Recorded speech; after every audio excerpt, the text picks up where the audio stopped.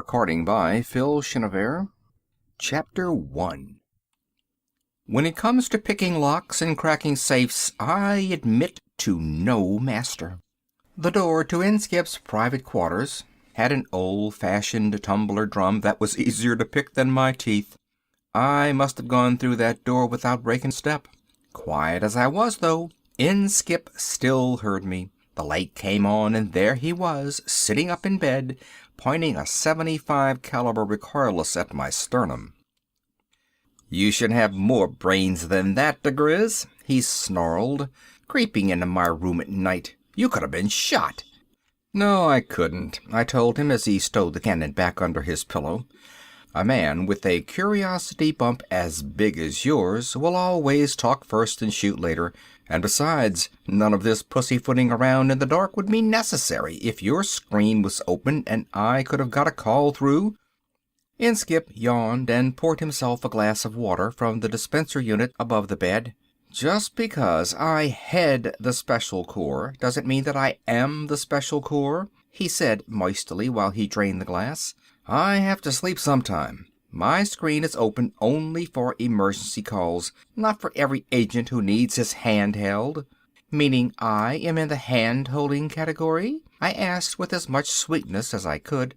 "Put yourself in any category you please," he grumbled as he slumped down in the bed. "And also put yourself out into the hall and see me tomorrow during working hours." He was at my mercy, really. He wanted sleep so much, and he was going to be wide awake so very soon. "Do you know what this is?" I asked him, poking a large glossy pick under his long broken nose. One eye opened slowly. "Big warship of some kind. Looks like Empire lines." "Now, for the last time, go away," he said. "A very good guess for this late at night," I told him cheerily. "It is a late Empire battleship of the Warlord class. Undoubtedly one of the most truly efficient engines of destruction ever manufactured. Over a half-mile of defensive screens and armament that could probably turn any fleet existent today into fine radioactive ash, except for the fact that the last one was broken up for scrap over 1,000 years ago," he mumbled. I leaned over and put my lips close to his ear, so there would be no chance of misunderstanding, speaking softly but clearly. "True, true," I said. "But wouldn't you be just a little bit interested if I was to tell you that one is being built today?" Oh, it was beautiful to watch. The covers went one way and Inskip went the other. In a single unfolding, in a concerted motion, he left the horizontal and recumbent, and stood tensely vertical against the wall, examining the pick of the battleship under the light. He apparently did not believe in pajama bottoms, and it hurt me to see the goosebumps rising on those thin shanks. But if the legs were thin, the voice was more than full enough to make up for the difference. "Talk, blast you, DeGriz, talk!" he roared. "What is this nonsense about a battleship? Who's building it?" I had my nail file out and was touching up a cuticle, holding it out for inspection before I said anything. From the corner of my eye, I could see him getting purple about the face, but he kept quiet. I savored my small moment of power. "Put DeGriz in charge of the record room for a while, you said. That way he can learn the ropes. Burrowing around in century-old dusty files will be just the thing for a free spirit like Slippery Jim DeGriz. Teach him discipline. Show him what the Corps stands for. At the same time, it will get the records in shape. They have been needing reorganization for quite a while." Inskip opened his mouth, made a choking noise, then closed it. He undoubtedly realized that any interruption would only lengthen my explanation, not shorten it. I smiled and nodded at his decision, then continued. "So you thought you had me safely out of the way, breaking my spirit under the guise of giving me a little background in the Corps' activities. In this sense, your plan failed. Something else happened instead. I nosed through the files and found them most interesting. particularly the C&M setup, the categorizer and memory. That building full of machinery that takes in and digests news and reports from all the planets in the galaxy, indexes it to every category it can possibly relate, then files it.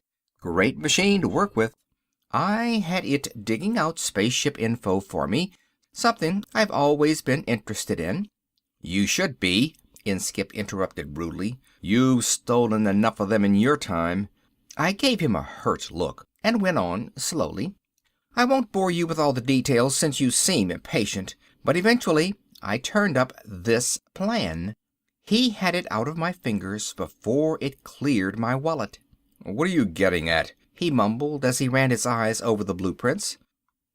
This is an ordinary heavy cargo and passenger job. It's no more a warlord battleship than I am. It is hard to curl your lips with contempt and talk at the same time, but I succeeded. Of course, you don't expect them to file warship plans with the League Registry, do you? But as I said, I know more than a little bit about ships. It seemed to me this thing was just too big for the use intended.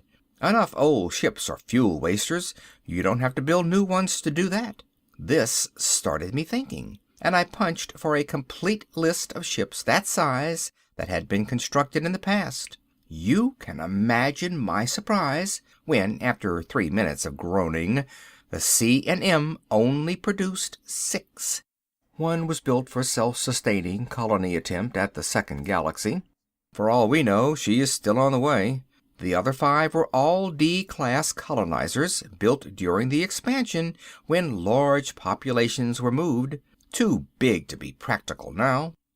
I was still teased as I had no idea what a ship this large could be used for. So I removed the time interlock on the C&M and let it pick around through the entire history of space to see if it could find a comparison. It sure did. Right at the golden age of Empire expansion. The giant warlord battleships. The machine even found a blueprint for me. Inskip grabbed again and began comparing the 2 prints. I leaned over his shoulder and pointed out the interesting parts. Notice, if the engine room specs are changed slightly to include this cargo hold, there is plenty of room for the brutes needed. This superstructure, obviously just tacked onto the plans, gets thrown away and turrets take its place. The hulls are identical. A change here, a shift there, and the stodgy freighter becomes the fast battle wagon.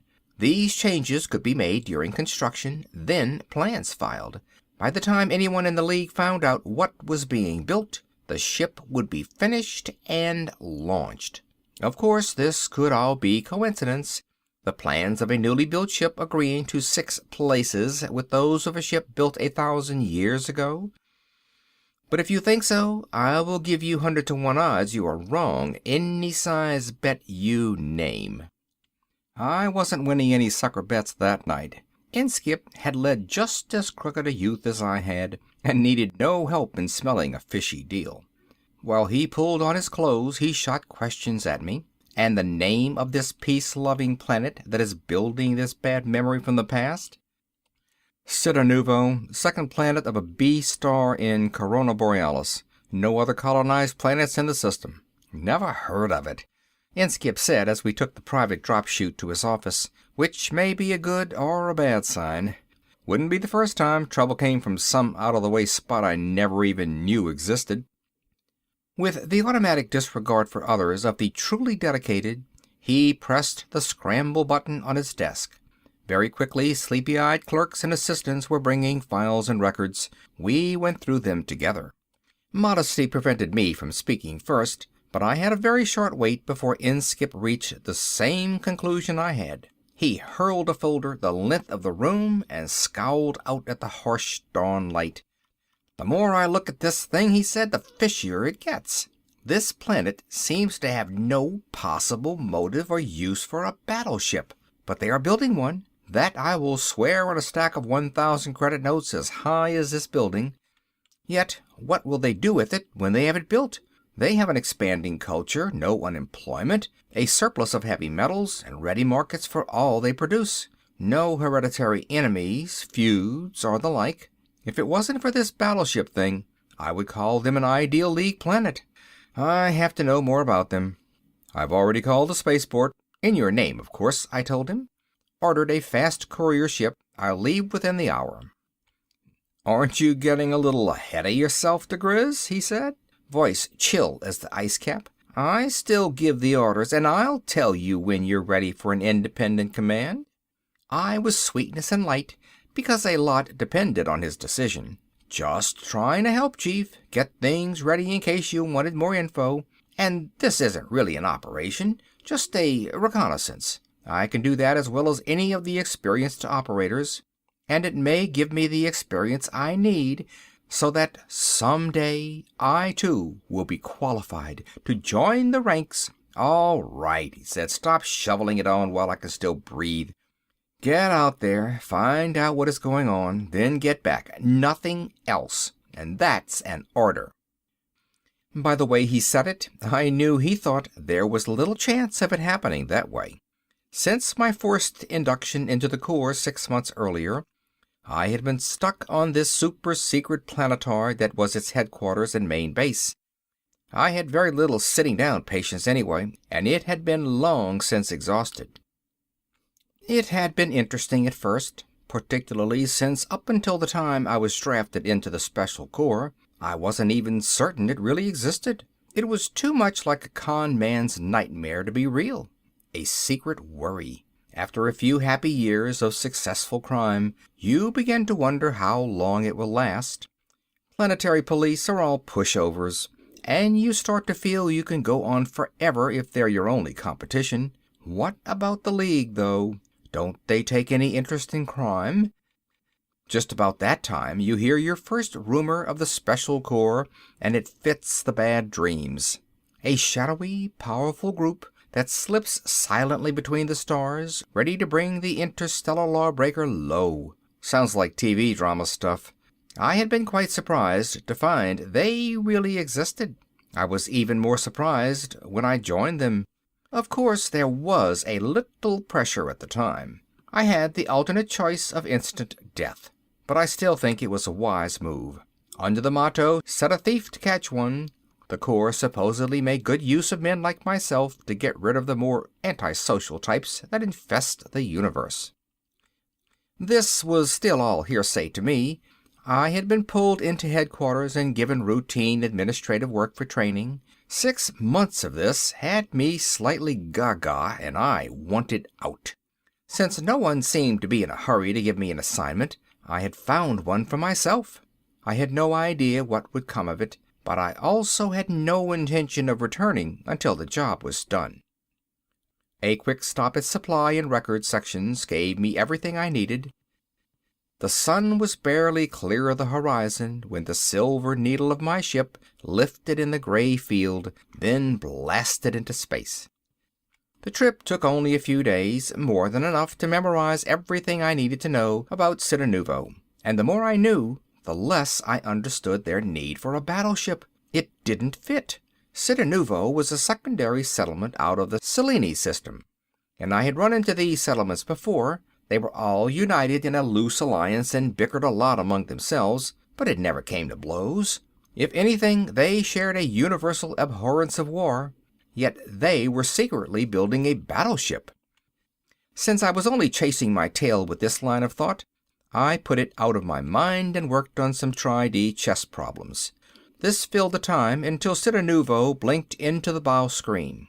One of my most effective mottos has always been, secrecy can be an obviousity, what the magicians call misdirection. Let people very obviously see what you want them to see, then they'll never notice what is hidden. This is why I landed at midday on the largest field of the planet after a very showy approach. I was already dressed for my role and out of the ship before the landing braces stopped vibrating.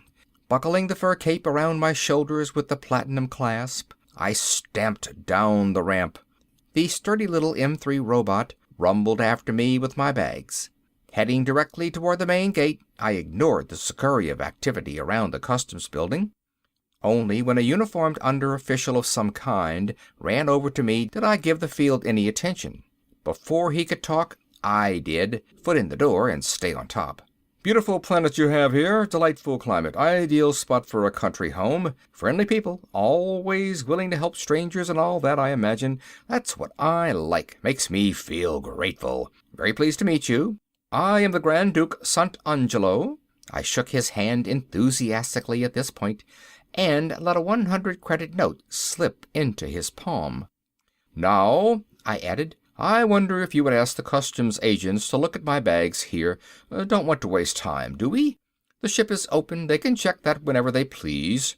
My manners, clothes, jewelry, the easy way I passed money around, and the luxurious sheen of my bags could mean only one thing. There was little that was worth smuggling into or out of Cittanuvo. Certainly nothing a rich man would be interested in." The official murmured something with a smile, spoke a few words into his phone, and the job was done. A small wave of custom men hung stickers on my luggage, peeked into one or two for conformity's sake, and waved me through. I shook hands all around, a rustling hand clasp of course, then was on my way. A cab was summoned, a hotel suggested. I nodded agreement and settled back while the robot loaded the bags about me. End of section 1. Skip still heard me. The light came on and there he was, sitting up in bed, pointing a .75 caliber recoilless at my sternum.